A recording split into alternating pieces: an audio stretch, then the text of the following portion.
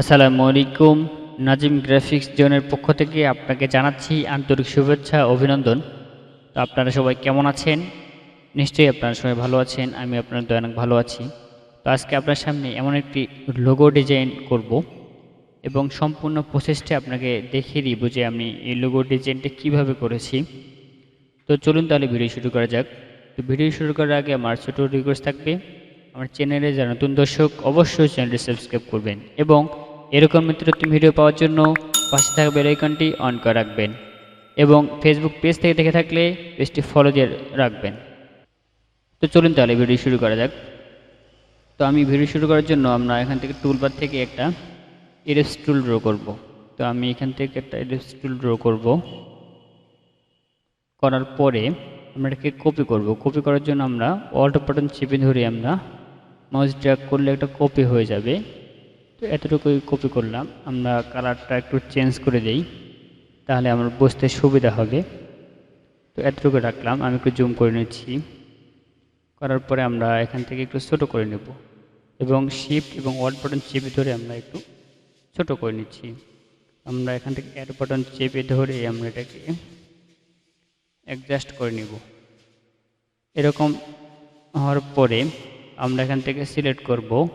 Select করে টুল panel থেকে shape builder যে টুল রয়েছে আমরা এখান থেকে অল্ট বাটন চেপে ধরে আমরা এখান থেকে মাইনাস করব।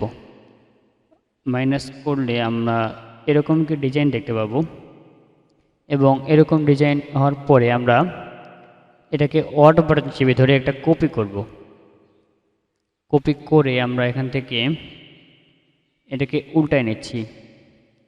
উল্টানোর পরে আমরা এখান থেকে এই পর্যন্ত বসানোর চেষ্টা করব। আমরা একটু রোটেট করে নিই, আর একটু রোটেট করলে মনে হয় ভালো হবে। একটু জুম করে নিচ্ছি। এখান থেকে অ্যারো বাটন দিয়ে আমরা মিলিয়ে নিচ্ছি। এতটুকুই হলে চলবে, এতটুকুই হলে চলবে হয়তোবা। করার পরে আমরা এখান থেকে পেন টুল সিলেক্ট করে আমরা এই বরাবর একটা রেখা অঙ্কন করে নেব। করার পরে আমরা এখান থেকে সিলেক্ট করব। সিলেক্ট করে আমরা টুল প্যানেল থেকে শেপ বিল্ডার টুল সিলেক্ট করে অল্ট বাটন চেপে ধরে আমরা এটাকে মাইনাস করে দেব। মাইনাস করার পরে আমরা এখান থেকে এটাকে ডিলিট করে দিচ্ছি। এরপরে আমরা অল্ট বাটন চেপে ধরে আমরা এটাকে একটু নিচে ড্র্যাগ করব। এখান থেকে মাউসে রাইট ক্লিক করে ট্রান্সফর্ম, এখান থেকে রিফ্লেক্ট, এখান থেকে ভার্টিক্যাল সিলেক্ট করে আমরা এখান থেকে ওকেতে ক্লিক করব। ক্লিক করার পরে আমরা এটাকে অ্যাডজাস্ট করার চেষ্টা করব। এতটুকুই হলে চলবে। তো এরপরে আমরা যে কাজটা করতে হবে, এখানে টাইপ টুল সিলেক্ট করে আমরা এখান থেকে লিখব সিটি। আমরা এখান থেকে একটু জুম করে নিচ্ছি। তো এই ফন্টটা হলে হয়তো চলবে, আপনারা ফন্ট চেঞ্জ করতে পারবেন। তো টেক্সট লেখার পরে আমাকে যে কাজটা করতে হবে, আমরা এখান থেকে মাউসের রাইট বাটন ক্লিক করে ক্রিয়েট আউটলাইন করব এবং রাইট ক্লিক করে এখান থেকে আনগ্রুপ করব। আনগ্রুপ করার পরে আমাকে যে কাজটা করতে হবে, এখান থেকে পেন টুল সিলেক্ট করে এই বরাবর থেকে এই পর্যন্ত আমাকে একটা রেখা অঙ্কন করতে হবে এবং আমি এটাকে একটু চাপাই দিই। তো এতটুকুই হলে চলবে।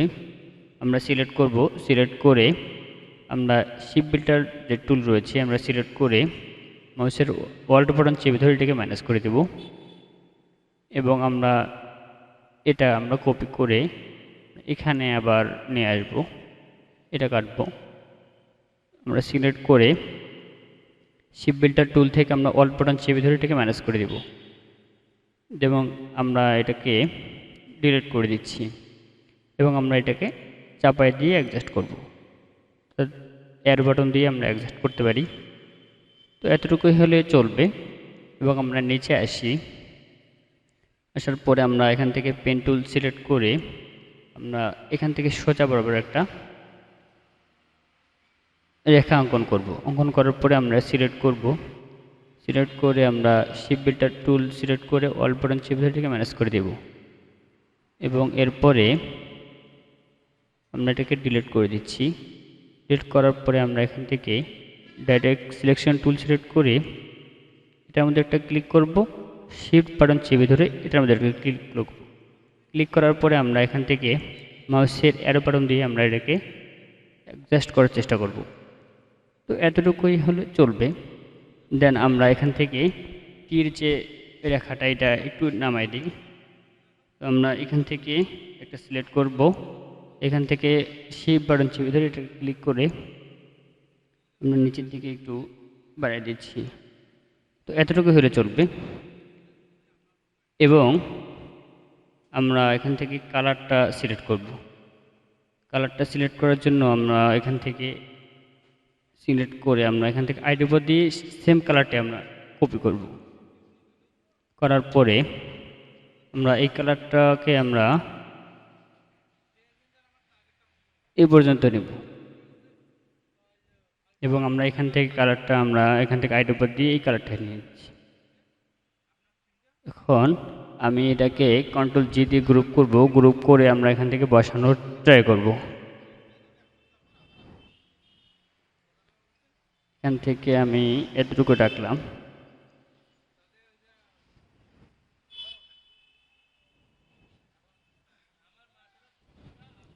আর একটু ছোট করে দিচ্ছি। তো এতটুকুই হলে চলবে।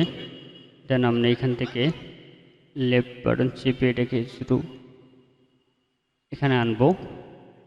দেন আমরা একটু উপর দিকে উঠে দিচ্ছি আর একটু উঠে দিচ্ছি। তো এই হচ্ছে আমার একটি লোগো ডিজাইন। তো ভিডিওটি ভালো লাগলে একটু লাইক করতে ভুলবেন না। আজকে এ পর্যন্তই। ভালো থাকবেন। আল্লাহ হাফেজ।